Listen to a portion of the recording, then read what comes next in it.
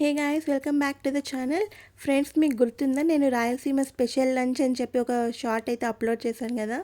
అందులో చింతచారు అలాగే చిక్కుడు గింజల తాలింపు అని చెప్పాను. సో ఆ రెండింటి రెసిపీస్ కూడా నేను నెక్స్ట్ వీడియోలో పోస్ట్ చేయబోతున్నాను. ఇందులో ఈ తాలింపు అనేది చాలా బేసిక్ రెసిపీనే. ఆల్మోస్ట్ అందరూ కూడా దీన్ని కర్రీ చేసుకుంటూ ఉంటారు ఈ గింజలతో. కానీ నాకు ఫ్రై అంటే చాలా ఇష్టం, అందుకే నేను ఇలా చేస్తూ ఉంటాను. సో మామూలుగా తాలింపు పెట్టుకొని అలా దాంట్లో మిక్స్ చేసేసి లాస్ట్లో పల్లి పౌడర్ అలాగే కొంచెం వెల్లుల్లి మిక్స్ చేసి మిక్సీ పట్టుకుంటాము. ఆ పౌడర్ వేస్తే సరిపోతుంది, అదే టేస్ట్ ఎక్కువ ఇస్తుంది. సో మా రాయలసీమ వాళ్ళు ఎక్కువ పల్లి పౌడర్ని ఎక్కువ ప్రిఫర్ చేస్తారు, అదే శనగిత్తనాల పొడి అంటాము. అందరికీ అర్థం అవ్వడం కోసం పల్లి పౌడర్ అన్నాను. సో ఎందుకంటే పల్లీలు కానీ కాటన్ అలాగే బంకమట్టి ఎర్రమట్లు ఎక్కువ ఉంటాయి కాబట్టి వాటిలో ఎక్కువ ఇవి పండుతాయని ఎక్కువ పండించే వాళ్ళంట. అందుకే ఇంట్లో ఎప్పుడు స్టాక్ ఉంటాయి కాబట్టి అన్ని రెసిపీస్లోకి ఇది యూస్ చేస్తూ ఉంటారు, అదే సీక్రెట్.